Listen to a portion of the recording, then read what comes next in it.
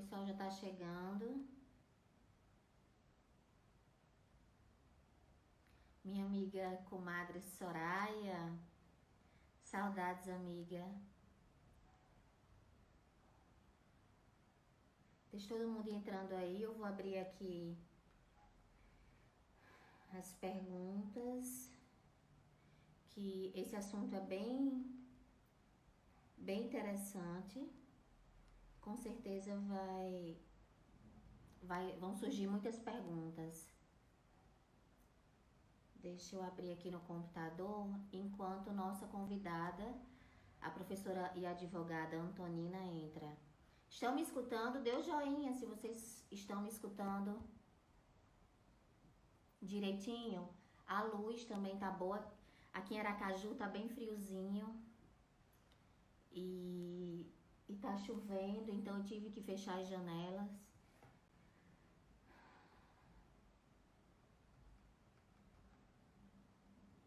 Onze pessoas. Rosa!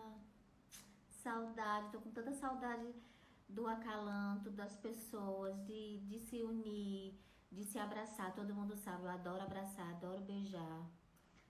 E tô com muita saudade de todo mundo.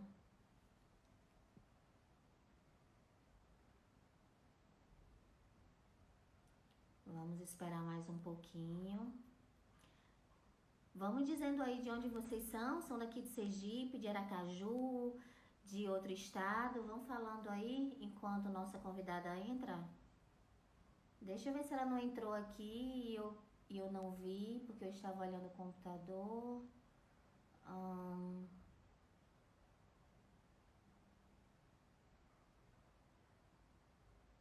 Clara. Não, acho que não entrou não.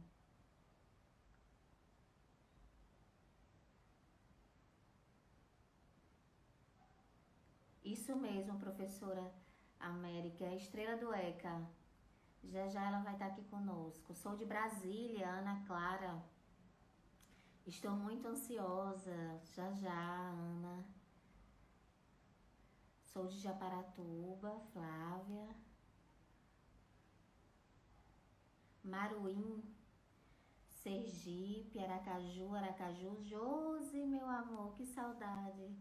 Também de Aracaju. Muita gente de Aracaju.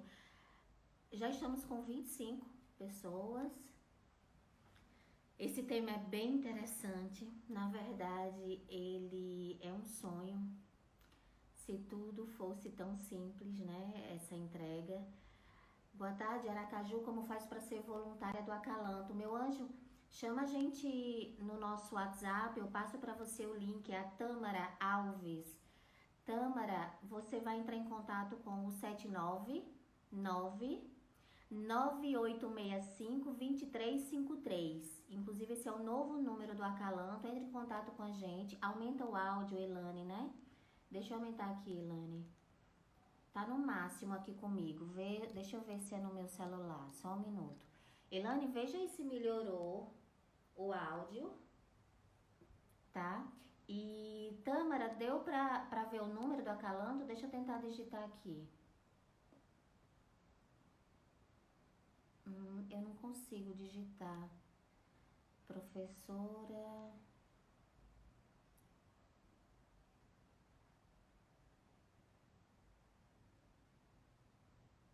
Antonina, pronto. Ela já pediu a solicitação, professora Antonina. Ela está entrando.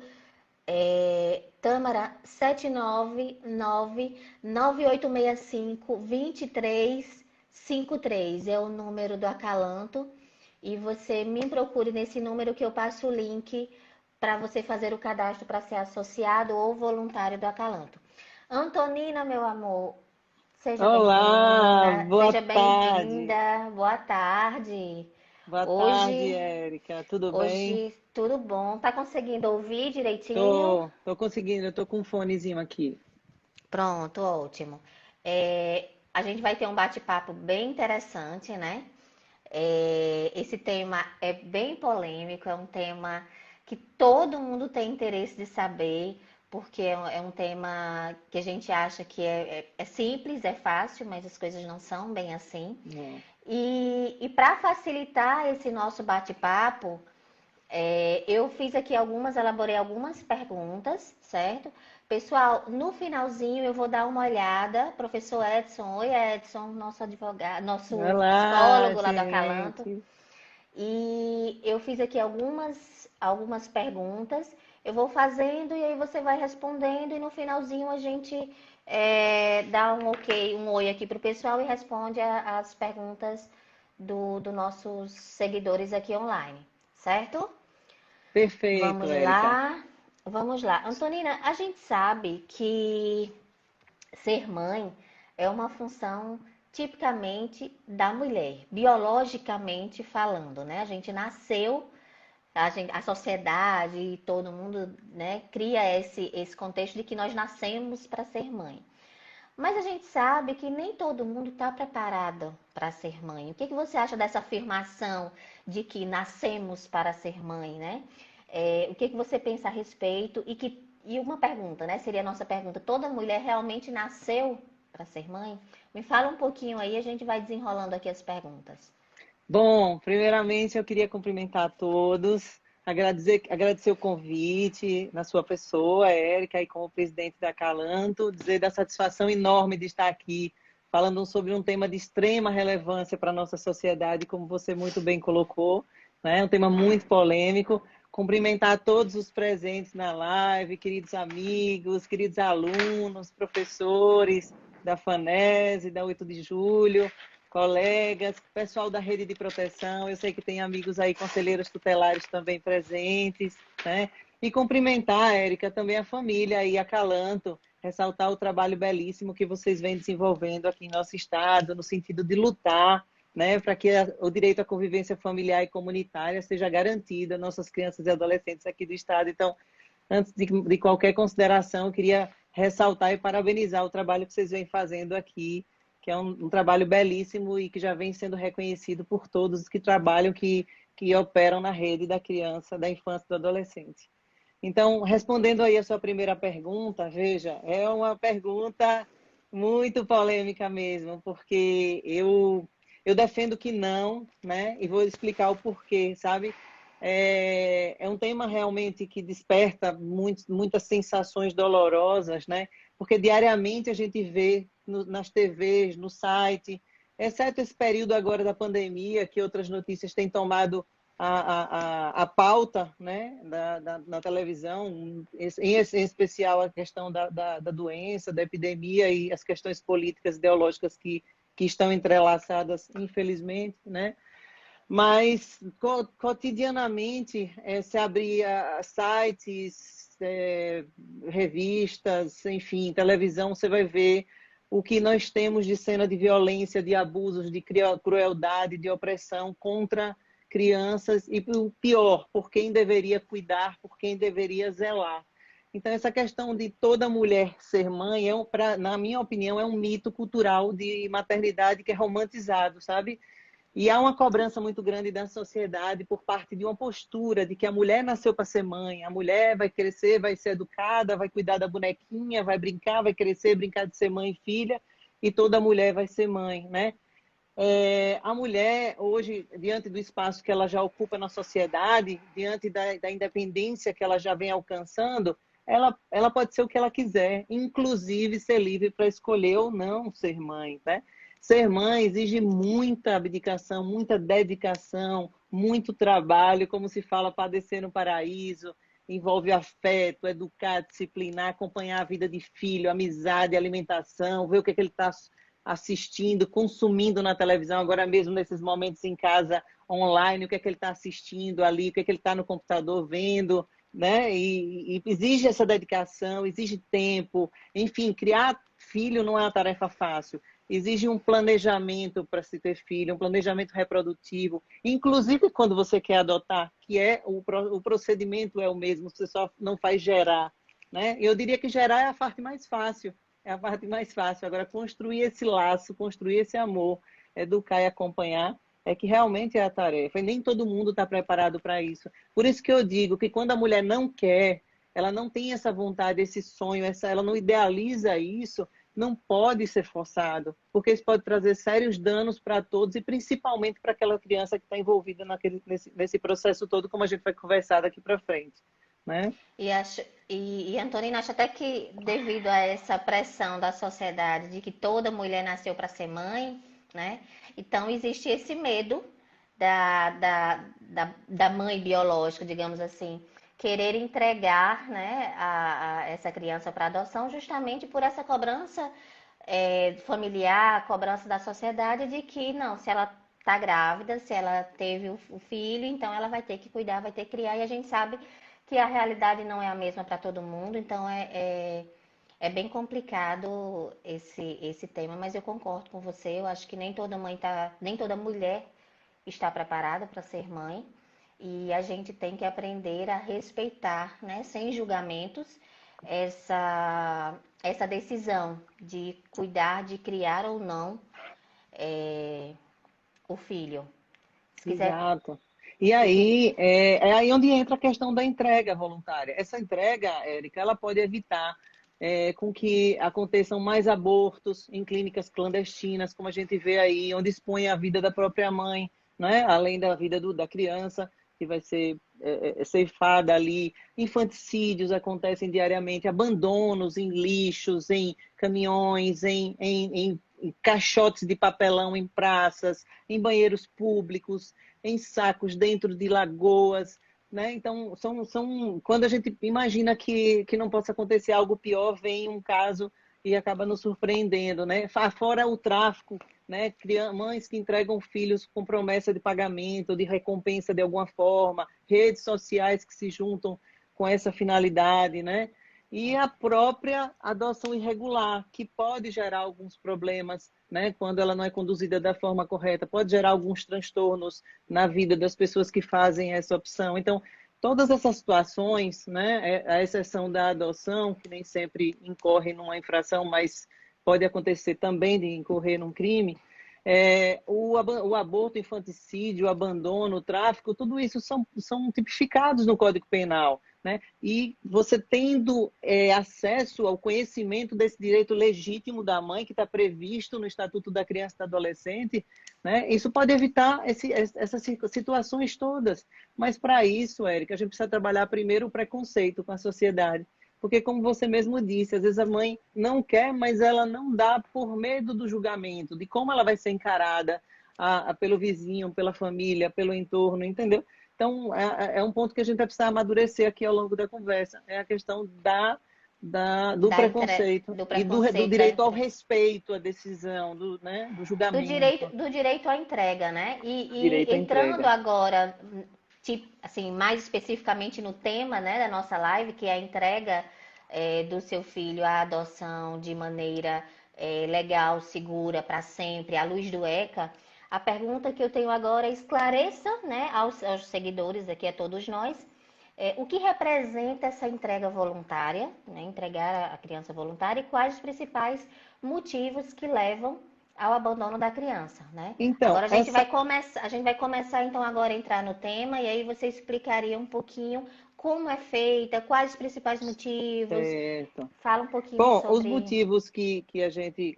levanta aí nas varas de infância e vê na doutrina, eles estão muito relacionados a situações de estupro, de incesto, de gestação não planejada, de relacionamento eventual. Aquele bebê é fruto de um relacionamento eventual, quando não havia nenhuma previsão de gestação, ou há um relacionamento, mas houve uma traição e a mãe não consegue conviver com aquilo, com aquela situação. Então, aquela criança acaba representando um momento muito duro da vida dela e ela não consegue lidar com aquela gestação.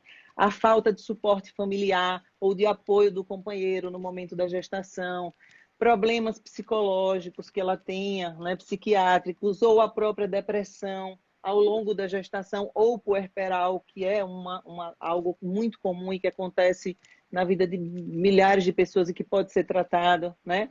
E, enfim, e não ter mesmo o desejo da maternidade. Olha, eu estava pesquisando esses dias aí, tem um grupo, eu não tenho essa rede Facebook não, mas existe um grupo lá que são mães que odeiam ser mães, entendeu? É um grupo fechado entre elas, onde elas debatem o lado negativo da maternidade, o quanto aquilo é ruim para elas, o quanto aquilo é doloroso, mas elas suportam aquilo porque não tiveram coragem de entregar seus filhos. Aí eu fico imaginando as consequências danosas para aquele meio, para aquele ambiente, para aquela criação, né? Sem amor, sem afeto, porque a mãe que vive diuturnamente dizendo que o filho não presta, que o filho é uma miséria, que foi a pior coisa que aconteceu na vida dela, né? Ele ouvindo aquilo, crescendo naquele ambiente, que ele não é amado, não é acolhido, não é desejado.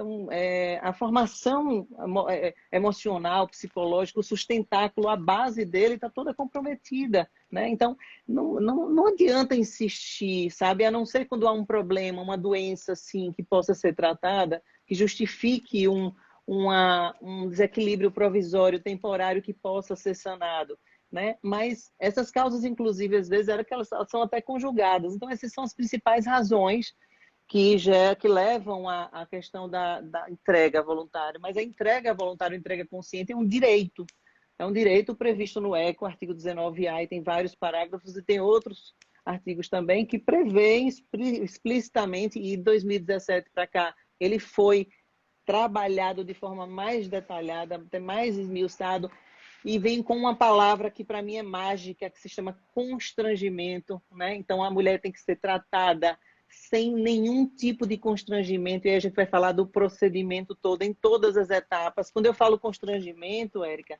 eu falo constrangimento desde o momento que eu relato para você que eu estou em dúvida se eu quero esse filho. Desde o momento que eu estou fazendo o ultrassom e eu choro ali porque eu não desejo aquele filho, e aquela pessoa que está ali passando o ultrassom está me ouvindo, ou num posto de saúde, ou num CRAS, ou num CREAS, ou num conselho tutelar, toda a rede de proteção, a sociedade tem esse papel de ouvir, de procurar acolher aquela pessoa e fazer o encaminhamento, porque nós não temos preparação técnica para lidar com essa dor, para entender a profundidade e interferir ali. Pode ser pior, porque a pessoa pode ainda se recolher e fazer algo no silêncio. Então, você precisa fazer esse encaminhamento sem questionar, sem tentar pressionar para que ela fique com a criança, sem demonstrar nenhum tipo de julgamento, nenhum tipo de análise,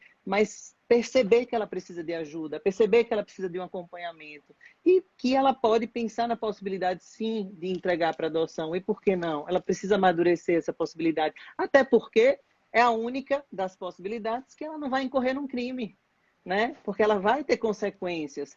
E ela, optando pelo direito legítimo de entrega, ela vai fazer tudo isso da forma correta, né? Enfrentar tudo a sociedade, claro, ela vai precisar enfrentar, apesar de ter o sigilo garantido, e a gente vai conversar sobre esse direito ao sigilo daqui a pouco, né? Ela pode fazer isso, de certa forma, com um manto do anonimato, tá? Mas ela precisa realmente ter esse acolhimento. Esse acolhimento é essencial, sem constrangimento, sabe? Antonina,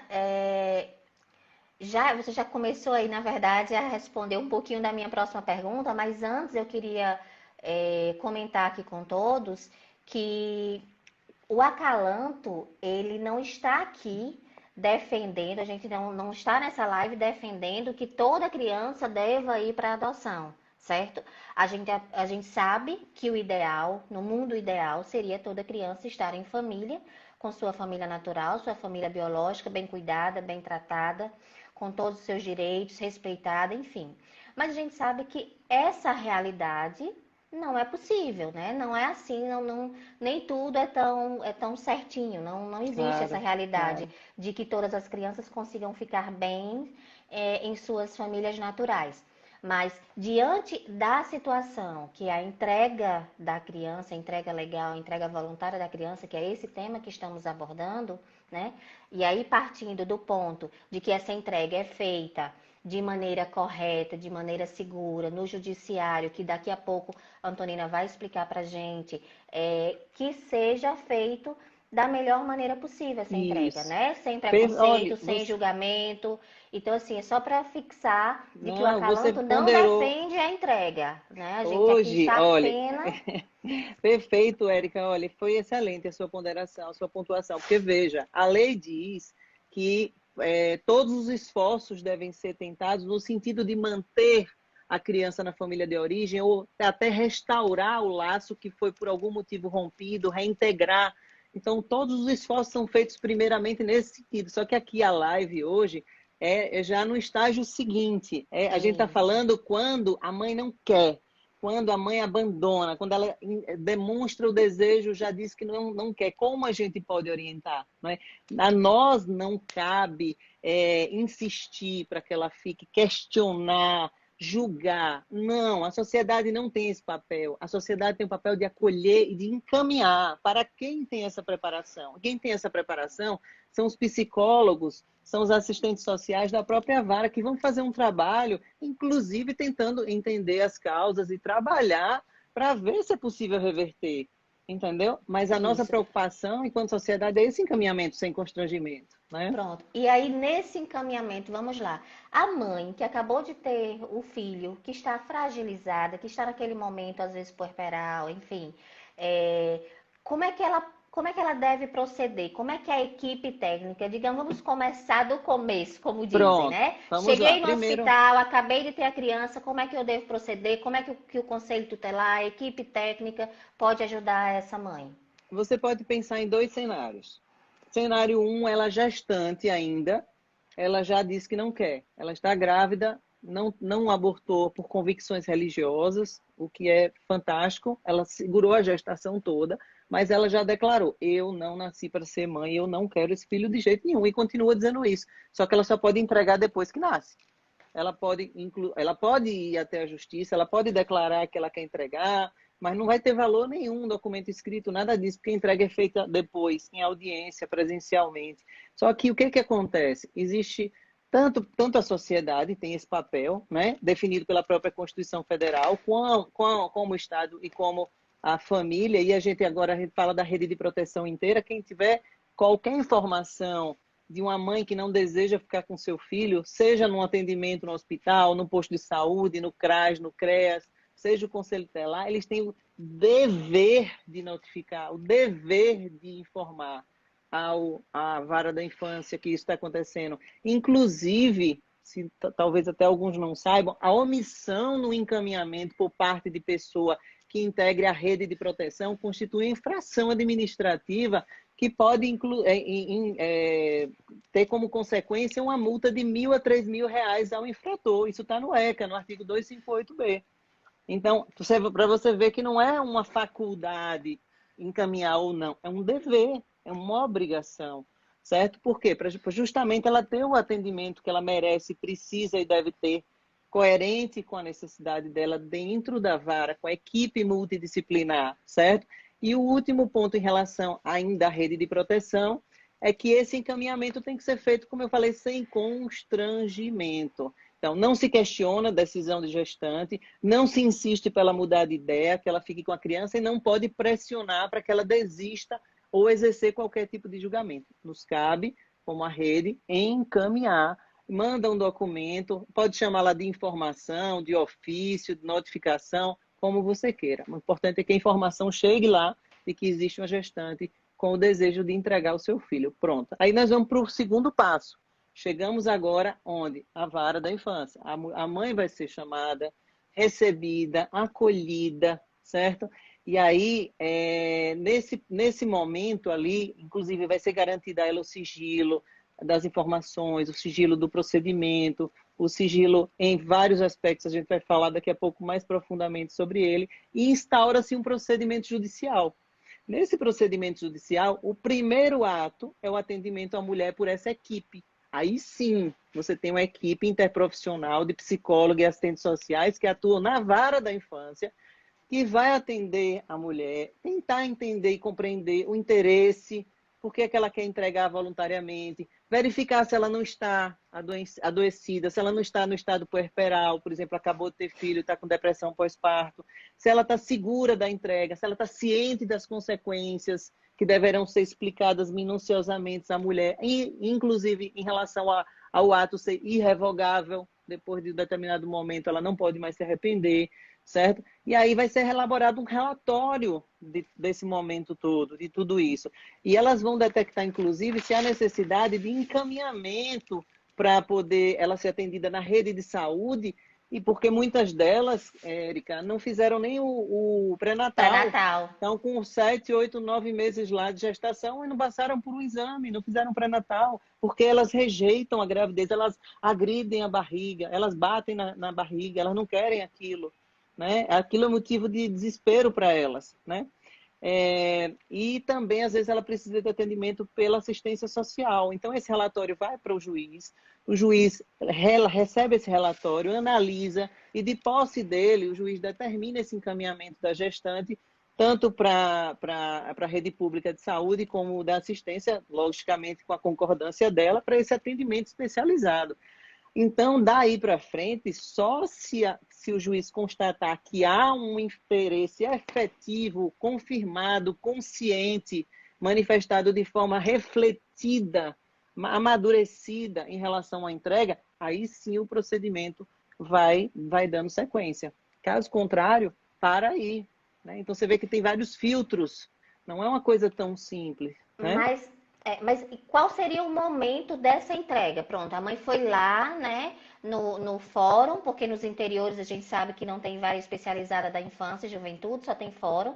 Então, você vai no fórum da sua cidade, no caso do interior, ou você vai na vara da infância e da juventude, que no caso aqui de Aracaju é a 16ª vara, que fica ali em frente ao Isso, CEASA. isso. Essa mãe gestante, ou digamos que já tem a criança, chega lá e externaliza o desejo de entregar esse bebê para adoção. É nesse momento em que ela vai fazer a entrega? Como é que funciona esse Não, momento ainda da que ela entrega? deseje, Ela vai ter respeitado o sigilo? Tem até uma pergunta aqui da sim, Diane, onde ela diz quais os protocolos de proteção de sigilo, né, para essa mãe perfeito. que entregou. Vou responder as duas então. Então vamos ver. Ainda que já exista o desejo de entregar a criança desde a gestação, né? Ela já tem isso muito claro, muito resolvido na cabeça dela, a entrega oficial ela só vai ocorrer, logicamente, depois do nascimento. E ela não vai ser realizada sem intervenção do Poder Judiciário. Não vai ser de forma verbal, nem documento escrito, nem instrumento particular, escritura pública, nada disso.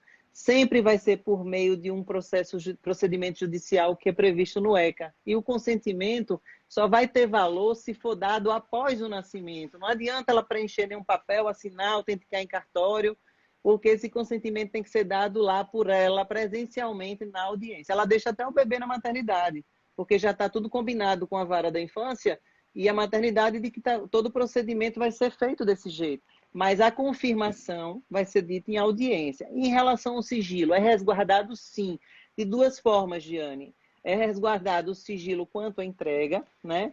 Então, tudo será formalizado num procedimento sigiloso. Quem é que tem acesso a isso? O magistrado, o Ministério Público, as pessoas que atuam lá na vara e o advogado, se a mãe tiver advogado. E se ela não tiver, o defensor público, caso ela não tenha condições, né, de pagar um advogado. E o segundo sigilo, Diane, que existe, é o sigilo, é garantido à mãe o sigilo sobre o nascimento, que é uma das preocupações dela. Sabe o que acontece? Tem muita mulher, às vezes, que tem engravida de traficante, tem medo de morrer, não quer nem que ele saiba que ela ficou grávida, vai para outro estado. E o sigilo pode representar, inclusive, a manutenção da integridade física dela, a vida dela, certo? Então, é garantida à mãe o sigilo sobre o nascimento. A genitora tem o direito de não comunicar a seus familiares, assim como tem o direito de não dizer quem é o pai da criança. Ela não é obrigada a informar quem é o pai da criança. Às vezes ela nem sabe, teve relacionamentos com 2, 3 pessoas ao mesmo tempo, ela não tem ideia de quem seja. E isso está lá no ECA, artigo 19A, está no artigo 166, parágrafo 3º, tá tudo previsto lá. Inclusive diz assim, são garantidos a livre manifestação de vontade dos detentores do poder familiar e o direito ao sigilo das informações.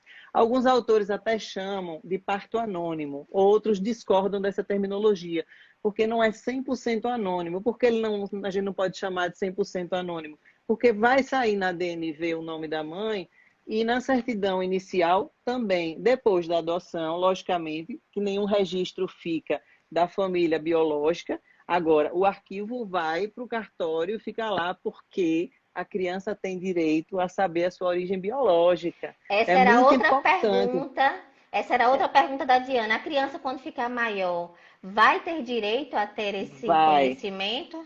Ela vai, sabe por quê? Porque toda pessoa tem direito a conhecer artigo 48 do ECA, a sua origem biológica. Tudo fica lá arquivado. Quando ela tiver maior de idade, ela pode chegar lá no cartório, na vara no cartório onde tudo ficou registrado, né, relativo àquela vara, e todo o histórico dela vai estar lá, inclusive microfilmagem é feita. Tudo fica guardado e arquivado.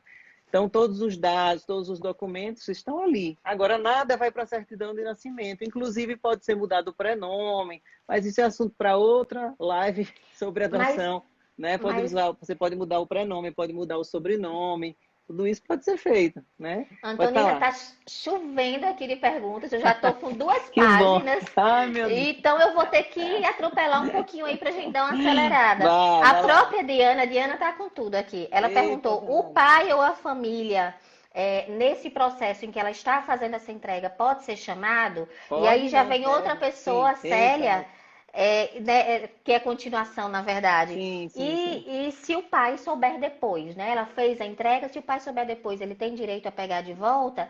E tudo isso também continua nessa pergunta. E se a mãe quiser que o filho não vá diretamente para o abrigo, ela chegou na vara ou no fórum, tá lá interessada em formalizar essa entrega do filho, né? Ela tem direito o sigilo garantido, mas ela não quer que essa criança vá para o abrigo. Ela pode pedir ou exigir ao juiz ou ao Ministério Público que essa criança vá direto para algum casal na fila da adoção, ou ela tem que ficar com essa criança até que chamem o casal? Como é que funciona isso? Olha, E aí ela são entrega e o pai aparece depois, e aí já viu, né? existem prazos, na justiça tudo tem prazo. Veja, Vamos primeiro lá. existe a possibilidade dela não falar quem é o pai, né? Aí a vara, a equipe, ela vai fazer uma busca em relação à família extensa, em relação à existência de genitor. Ela pode indicar um pai, existe o que a gente chama de pai indicado e pai registral. Pode ser que até que já venha no registro o nome de algum pai. Se ela indicou quem é o pai da criança, ele também vai ser atendido pela equipe multidisciplinar, a fim de verificar se ele concorda com essa entrega voluntária e, caso não concorde, se ele tem interesse, se ele tem condições de exercer o poder familiar e de assumir a guarda da criança, porque tem que ver se ele também tem interesse, se ele também tem condições. Não adianta ele não concordar e ele não tem nenhuma condição de criar a criança. Então, tudo isso vai ser analisado. E, paralelamente, né, a gente sabe que a família extensa, os parentes mais próximos, eles têm prioridade, né? Eles não, inclusive, não precisam se submeter à fila de adoção, né? Essa busca pela família extensa, ela dura 90 dias e pode ser prorrogável por igual período. Mas, atenção, a leitura do ECA passa uma imagem superficial em relação à família extensa, de que qualquer pessoa da família extensa vai ter direito. Não, existem 2 requisitos para que a família extensa possa assumir a guarda dessa criança. Primeiro, é que ela tenha proximidade com essa criança, tenha uma certa convivência com a criança. Segundo, é que ela tenha laços de afinidade e afetividade. Então, tem que ter muito cuidado em relação a isso. Tem juízes que questionam, inclusive, quando a mãe não concorda e guarda o sigilo e não informa ninguém que ficou grávida, nem que teve o filho, aí, de repente, aparece um tio, aparece alguém lá se colocando como família extensa, e depois essa criança volta para o convívio ali da família, sabendo que a mãe abandonou, que a mãe entregou a criança, e o tio e a avó ali ao lado, às vezes o ambiente para ela não é salutar. Então, quando a gente fala em família extensa, que tem prioridade nessa pirâmide, né? A mãe, pai biológico, família extensa, existem requisitos no artigo 25 do ECA que há de ser considerados no sentido de garantir o superior interesse da criança e do adolescente, para verificar se realmente há vínculo de afinidade e afetividade que justifique essa medida. Porque, dependendo da circunstância, a presença da família extensa pode trazer uma dor do passado, da entrega, da história e viver num ambiente que não seja saudável para o desenvolvimento dele. Então, o juiz vai analisar, existe um princípio que rege e norteia essas decisões todas, que é o superior interesse da criança, que é quem vai nortear o caso a caso, não é? Porque aí são situações realmente muito complexas. Numa leitura rápida do ECA, a gente tem essa sensação de que não, é família extensa, está ali. Mas existem requisitos também para poder garantir esse encaminhamento para a família extensa, porque nem sempre é vantagem, é interesse para essa criança e para a família extensa, entendeu? E Por falando, aqui. e falando em juíza, nós temos nada mais nada menos que aqui em nossa live a doutora Rosa Giane, que ela é a Oh, juíza meu Deus! coordenadora da Vara da Infância e trabalhou como juíza da 16ª Vara por muitos anos. É um prazer, doutora Meu Rosa, Deus, a doutora senhora estar aqui Rosa. na nossa live. Muito obrigada. E é um assunto muito polêmico mesmo, e vamos seguindo, porque as perguntas não param, né? Doutora É Rosa, a senhora é motivo de inspiração, viu? Uma das isso. juízes mais competentes e na área de infância, é uma das maiores conhecedoras do Brasil e está fazendo um trabalho belíssimo na CIG, na Coordenadoria da Infância e da Mulher. Um trabalho lindíssimo com destaque nacional. Sou fã de doutora Rosa. Também, também. Então, Ela doutora fez um Rosa, me trabalho corrija excelente. aí, viu, por favor, se eu falar alguma coisa Pode inadequada. puxar nossa orelha também, viu? Pode, a senhora tem Mas toda a autonomia para isso. e toda competência, né? É, e com São certeza. muitos anos ali na 16ª Vara. Ah, ela ali é. já passou É o dia a dia dela, ali é a por praia dela. muitas coisas, é É, isso. muitas Mas histórias. seguindo Sim, aqui as nossas. só Sim, pode fechando o concluir. último, há um prazo, Érica, de 90 dias em relação para essa busca da família extensa não ser algo indeterminável, né? Então, 90 dias que podem ser prorrogados por mais 90. Então, há uma limitação, tá? Agora, se não foi indicado o pai, nem tem nenhum membro da família extensa, aí o juiz vai decretar a extinção do poder familiar e vai determinar, respondendo a terceira pergunta de Célia ou foi de Diana, né? Coloca essa criança sobre uma guarda provisória de quem estiver habilitado a adotá-la, ou numa entidade que promova ou acolhimento familiar ou acolhimento institucional. Mas veja, isso também deve ser visto com muito cuidado, muito carinho, porque como a decisão pode ser, existe a possibilidade de arrependimento até 10 dias após essa audiência, que extingue o poder familiar dessa mãe, ela tem 10 dias, ou o pai, para se arrepender. Se você coloca a criança já na casa do casal que está habilitado à adoção e cria uma expectativa e um vínculo, você pode frustrar, porque ele vai ter direito a recuperar essa criança caso ele se arrependa nesses 10 dias. Então, às vezes, tem juízes que optam por deixá-lo num acolhimento preferencialmente familiar, né, ou institucional, ou num ambiente que ele possa ficar ali seguro, uma família cadastrada para acolhimento, ou num acolhimento mesmo, acasalar, o abrigo, nesse período, para que não haja uma frustração dessa família que já está lá ansiosa, aguardando, esperando, mas que esse prazo ainda é um direito da família biológica, de arrependimento, certo? Tá. Eu acho que E assim eu consegui aí, responder as três. Sim. gente, vá sinalizando aí, porque é tanta coisa que a gente não sabe se está atropelando aí, mas eu estou tentando seguir aqui um roteiro. E se essa. Aí o Dominique fez essa pergunta bem interessante. E se era sigilosa, por que vai ter que buscar o pai ou a família extensa, né? E pode a mãe ou o pai se arrepender, né, dessa entrega? Você já respondeu que até o momento isso pode acontecer, mas tem um prazo legal que é de 10 dias, não é isso? Então, prazo legal de 10 dias a contar 10 dias corridos após essa audiência que determina a extinção do poder familiar desses pais, né? Ou dessa mãe, desse pai, enfim. Veja, esse sigilo, a gente precisa analisar isso com muita parcimônia, porque o pai, ele tem o mesmo direito que a mãe. Os direitos hoje são equiparados constitucionalmente. Pai e mãe têm os mesmos direitos. E às vezes a mulher, num ato de transtorno, porque foi traída, magoada, né? Ela pode querer, digamos assim, afastar esse possível contato e usar isso como até um instrumento de vingança. Mas o pai pode ter interesse em cuidar dessa criança. Então, se há essa possibilidade do pai poder criar e tem toda a estrutura para isso, não tem porquê, né? Digamos assim, vai tudo transcorrer em sigilo, audiência, do jeito que a gente explicou aqui, né? Mas o pai ele vai ter prioridade, sim. Ele tem, por força de lei, o poder familiar, a autoridade parental é dele, e só se for suspenso, destituído, extinto, é que ele perderia. Mas se ele se apresenta e se identifica com o pai, agora, olha, tem que ter uma situação bem delicada aí. Quando o pai não é registral, quando é um pai indicado, as juízes às vezes têm que ficar atento, porque imagine se cai lá de paraquedas um homem na audiência, já combinado com a mulher, e diz assim, olha, eu sou o pai, né, e vim aqui assumir, eu quero ficar com meu filho, uma pessoa boa aparência, tem boas condições e tal, e ele se coloca como sendo o pai, né? e não há no documento, no registro, ele não registrou essa criança. Então, o juiz pode determinar, inclusive, a investigação de paternidade, verificar através de exame de DNA se ele realmente é o pai, para evitar que se burle a legislação, porque ele pode ser alguém até da fila de adoção que esteja lá embaixo e queira, de uma forma irregular, furar essa fila, digamos assim. Já ouvi casos nesse sentido, né? Nós temos aqui também, eu estou dando uma olhada, que a promotora a doutora Lilian Carvalho também, que atuou Olha, junto com a doutora Rosa Geane por anos na 16ª Vara, também está aqui.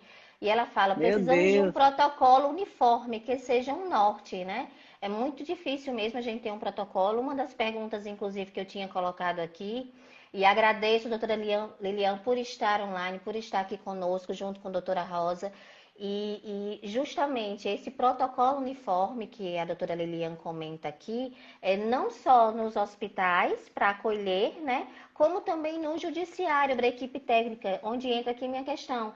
E como é que faz, como é que é o papel do juiz, da promotoria, dentro dessa vara ou desse fórum, né, da vara da infância, no caso aqui de Aracaju, para tratar com essa entrega? Como eles devem proceder para que não haja esse julgamento, essa tentativa, né, de constranger o pai ou a mãe? A gente sabe que isso pode acontecer, ou da equipe técnica, através de um juiz. Não estou falando que aqui não, aqui em Aracaju acontece isso, não estou falando isso, Não, mas que a gente sabe que o Brasil é muito sim, grande, sim, sim, a sim. falta de informação é enorme a respeito da entrega da adoção. E como seria isso? Como seria feito esse tratamento dentro das varas da infância pelo juiz, pelos promotores, por toda a equipe técnica? Olha, deixa eu só dizer da minha emoção, da alegria de ver tanta gente. Eu não estava conseguindo nem parar para ler. Estou vendo aqui desde minha sogra querida, tá aí, da Bahia. Estou vendo gente de outros estados. Obrigada, gente, pelo carinho. Doutora Lilian, a senhora me emociona. Eu sou sua fã. Eu acho que essa dupla aqui, doutora Rosa Geane e doutora Lilian, são dois grandes pilares. Olha, o Sergipe é muito bem representado por ter as duas como pilares ali no CAOP e na CIG, sabe? Eu sou completamente fã das duas, então estou muito feliz e me sinto extremamente prestigiada, Érica. Somos aqui, Ana Paula, estou vendo aí vários colegas, amigos, professores. Gente, muito obrigada, viu? Em relação, só respondendo aqui, que eu sei que o tempo é curto, Érica, do papel do juiz, ele é muito objetivo, ele está muito claro na lei, né?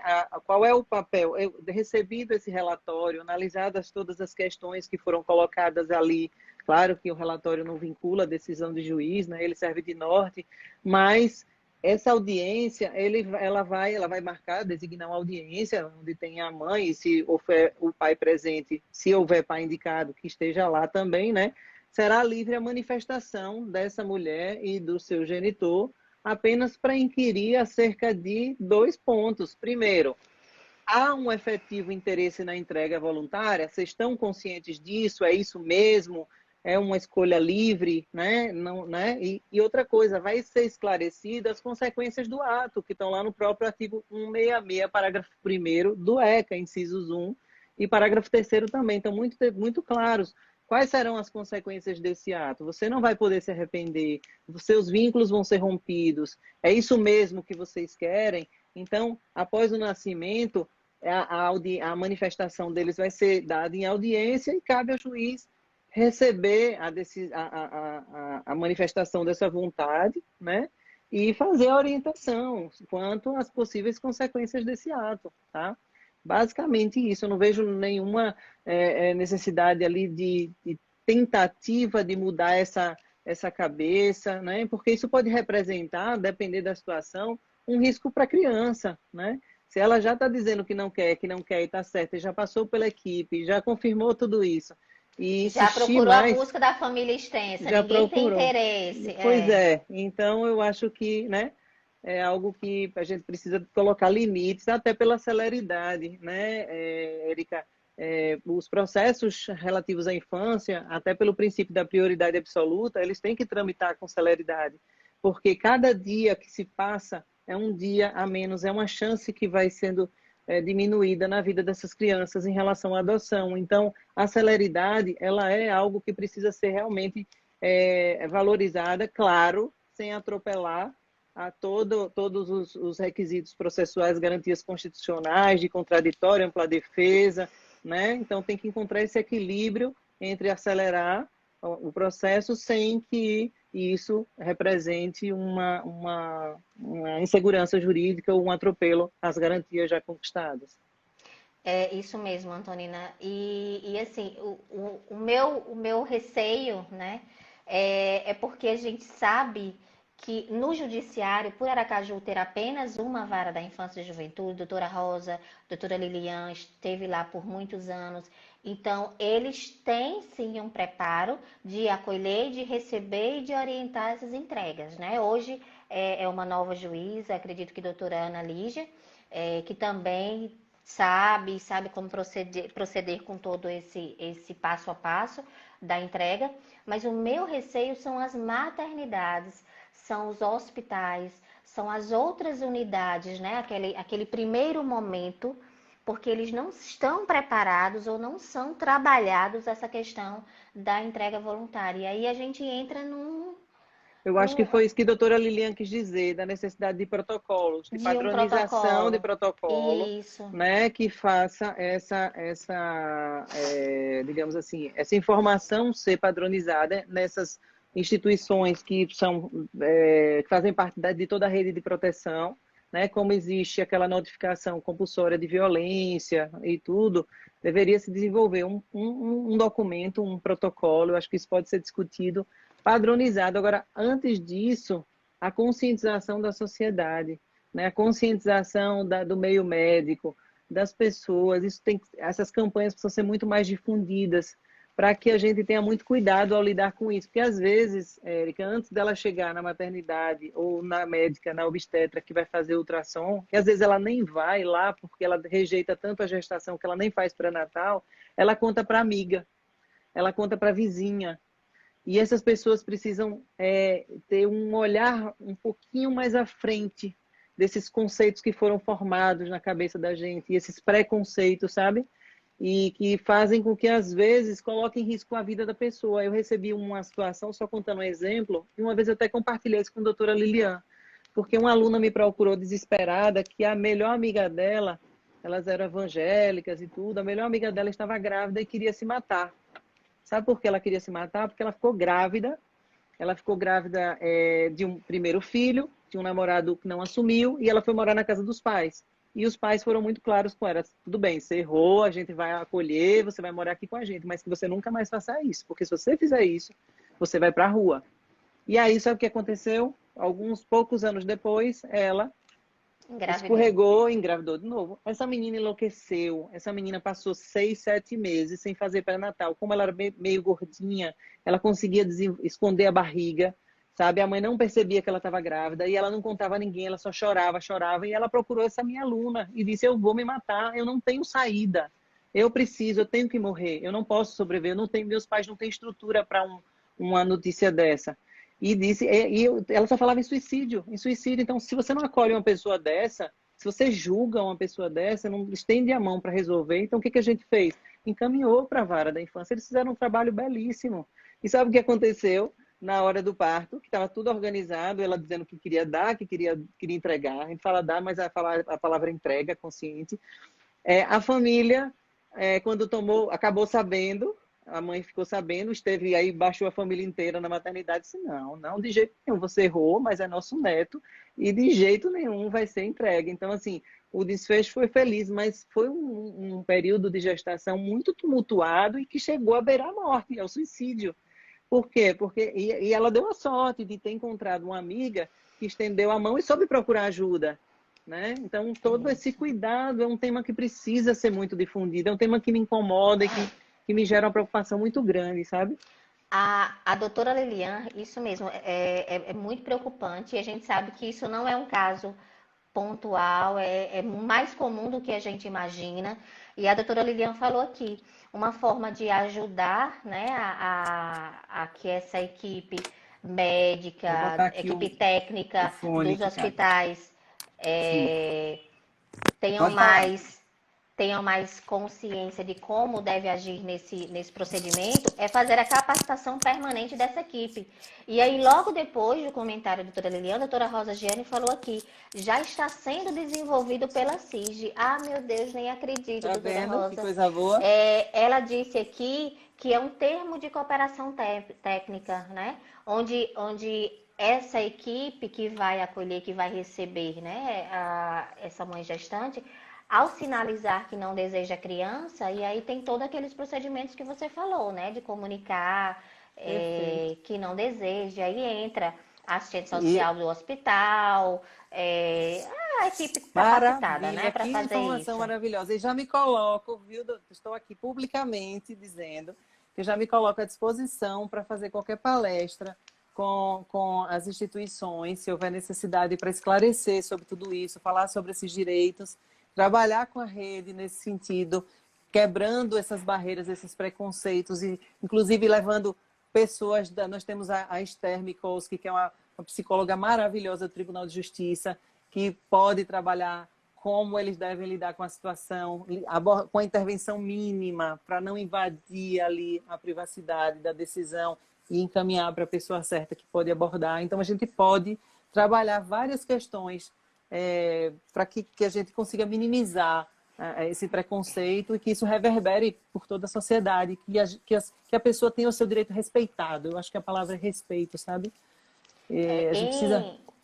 Sim, pode falar. Em Pernambuco, Antonina, já existe um projeto, né? A gente vai ter o ENAP Online aqui, que vai ser nesse mês, dia 23, 24 e 25 de maio.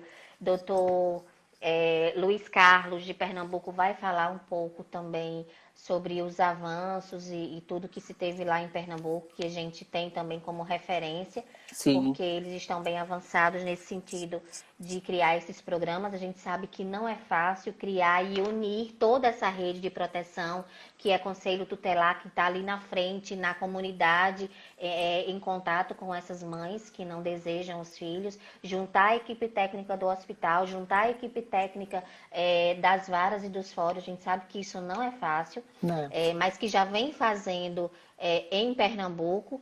Então.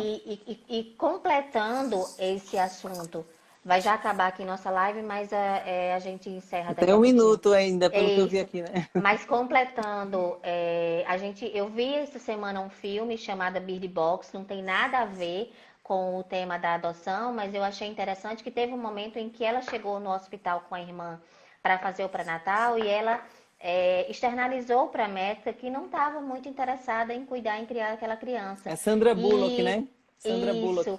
E você dá para ver pregado na parede da sala lá da ultrassom vários panfletos onde a médica puxou esse panfleto, entregou para ela e disse: olha, tem muitos casais que desejam adotar. Se você não está certa de que quer cuidar dessa criança, então procure o sistema da adoção e lá eles vão orientar. Isso. Então, assim, de uma E o maneira. cartaz tem escrito assim: considere a possibilidade de adoção. Ela é Isso. bem objetiva, bem direta, bem Bem elegante, direto. sem intervir, sem Sem julgar. demonstrar nenhum Nenhum julgamento, sem susto, nenhum fazer nenhum. pavor. Isso.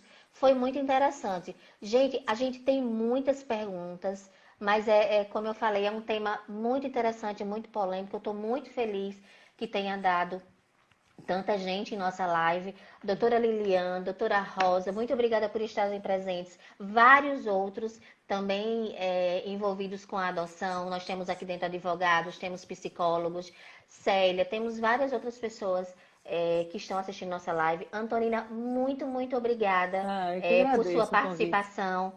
E foi curta, na verdade foi muito curto para Foi tanta muito rápido, pergunta. né? Foi muito rápido. Se você quiser falar só um pouquinho para finalizar aqui, de como a sociedade lida e como a gente poderia mudar esse cenário, né? Se você quiser Eu queria deixar uma agradecer. mensagem final, dizer que Sim, entregar um filho para adoção é também um ato de amor. Pode parecer uma frase muito chocante para quem ouve, as pessoas tomam um susto quando eu digo isso, mas exige coragem de reconhecer as suas limitações e exige amor, porque você vai entender que aquele serzinho ali, ele tem a possibilidade de crescer e desenvolver num ambiente saudável que você não tem condição de proporcionar, porque não é o seu sonho, não é o seu projeto. Você errou, por algum motivo gerou, ou às vezes você foi vítima de uma situação até de um incesto, né? Mas você tem muito conscientemente que você não quer aquilo. Nem todo mundo nasceu para ser mãe. Então, gente, a mãe, a pessoa que entrega um filho, ela não é má, ela não é pecadora, ela não sofre de problemas mentais. Então, tem que desmistificar essa ideia de que toda mulher nasceu para ser mãe e de que crucificar, atirar pedras na mãe que quer entregar o filho. Enquanto a gente pensar desse jeito, elas vão continuar botando no saco plástico, elas vão continuar abandonando no banheiro público, botando na caixa, na lagoa, no lixo, onde for, onde quer que seja. E a própria Constituição Federal, ela está lá, ela diz que essa responsabilidade é de todos, é da família, é da sociedade, é do Estado. Então, não podemos nos furtar dela.